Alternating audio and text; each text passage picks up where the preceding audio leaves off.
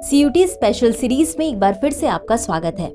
इस एपिसोड में हम उन प्रश्नों को देखेंगे जो आपके परीक्षा के लिहाज से बेहद महत्वपूर्ण साबित हो सकते हैं।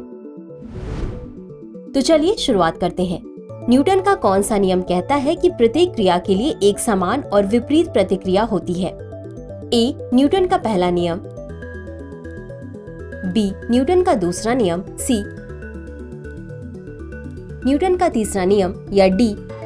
न्यूटन का सार्वभौमिक गुरुत्वाकर्षण का नियम। इस प्रश्न का सही उत्तर है विकल्प सी, न्यूटन का तीसरा नियम। चलिए देखते हैं इसके विश्लेषण को। न्यूटन का तीसरा नियम कहता है कि हर क्रिया के लिए एक समान और विपरीत प्रतिक्रिया होती है। इसका अर्थ है कि किसी पिंड पर लगाया गया कोई भी बल प्रारंभिक बल लगाने वाली वस्तु पर बराबर परिमाण का लेकिन विपरीत दिशा में बल उत्पन्न करेगा। अगला प्रश्न है, किस अंग को कोशिका का पावर हाउस कहा जाता है? ए. नाभिक, B. Ribosome, C. Mitochondria, D. Endoplasmic reticulum. इस प्रश्न का सही उत्तर है विकल्प सी, माइटोकॉन्ड्रिया। चलिए देखते हैं इसके विश्लेषण को। माइटोकॉन्ड्रिया को कोशिका का पावर हाउस कहा जाता है क्योंकि वे कोशिकीय श्वसन के माध्यम से एटीपी यानी एडेनोसिन ट्राइफॉस्फेट का उत्पादन करते हैं, जो कोशिका का मुख्य ऊर्जावाहक अणु है। अगला प्रश्न है, निम्नलिखित में से कौन सा संगठन 1885 में स्थापित किया गया था? ए.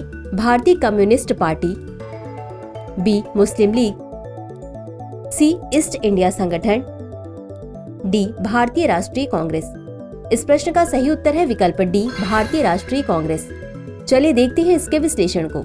भारतीय राष्ट्रीय कांग्रेस की स्थापना 28 दिसंबर 1885 को शिक्षित भारतीयों और ब्रिटिश अधिकारियों के एक समूह द्वारा की गई थी।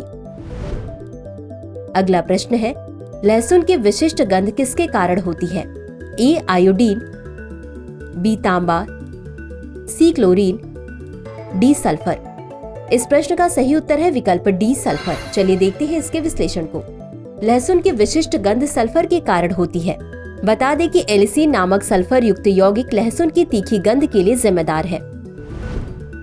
अगला प्रश्न है, लोमस ऋषि की गुफा जो एक मानव निर्मित गुफा है, भारत के किस राज्य में स्थित है? ए. Bihar, B. Maharashtra, C. Karnataka, D. Madhya Pradesh.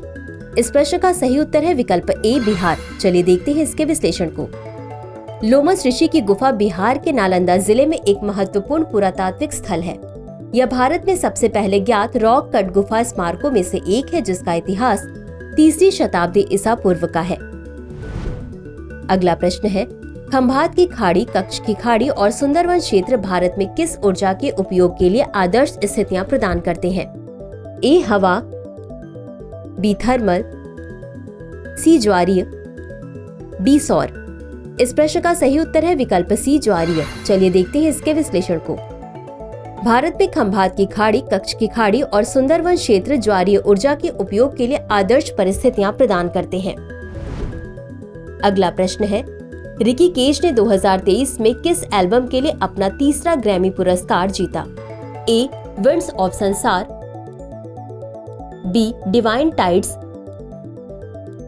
C. Ballad of Maya, D. Mann Mein Aman.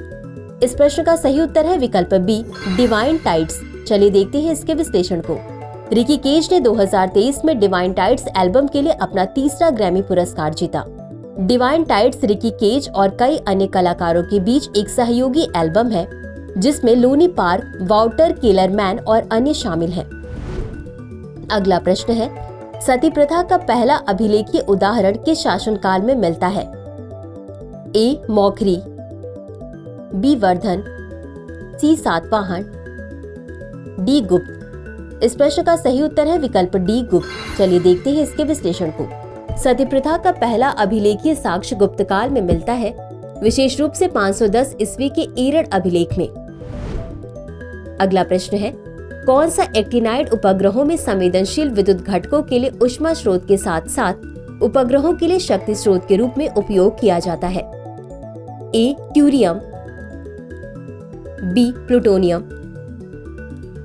C. Nobelium, D. Americium. इस प्रश्न का सही उत्तर है विकल्प बी, प्लूटोनियम। चलिए देखते हैं इसके विश्लेषण को। प्लूटोनियम की खोज ग्लेन टी सीबॉर्ग और उनकी टीम ने 1940 में की थी। प्लूटोनियम का उपयोग उपग्रहों में संवेदनशील विद्युत घटकों के लिए ऊष्मा स्रोत के रूप में किया जाता है। साथ ही उपग्रहों के लिए ऊर्जा स्रोत के रूप में भी इसका उपयोग किया जाता है। अगला प्रश्न है, निम्नलिखित में से किसने वर्ष 1279 में दिल्ली के सुल्तान बलबन के खिलाफ विद्रोह किया और खुद को बंगाल का स्वतंत्र शासक घोषित कर दिया? A. Tughril Beg, B. Mohammad Khan, C. Bughra Khan, D. Nasiruddin Mahmud. इस प्रश्न का सही उत्तर है विकल्प ए. तुगरिल बेग। चलिए देखते हैं इसके विश्लेषण को। वर्ष 1279 में तुगरिल बेग ने बलबन के अधिकार को चुनौती दी और खुद को बंगाल का शासक घोषित कर लिया। तुगरिल बेग सुल्तान मुगिसुद्दीन तुगरल के नाम से सिंहासन पर बैठा। तो चलिए अंत में देखते हैं आज के अभ्यास प्रश्न को। सर्वोच्च न्यायालय की किस मामले ने भारतीय संविधान के मूल ढांचे के सिद्धांत को स्थापित किया? ए. गोलकनाथ बनाम पंजाब राज्य, बी. मिनर्वा मिल्स बनाम भारत संघ, सी. केशवानंद भारती बनाम केरल राज्य, डी. शंकरी प्रसाद बनाम भारत संघ। इस प्रश्न का उत्तर कमेंट बॉक्स में जरूर दें। आज के लिए बस इतना ही। धन्यवाद।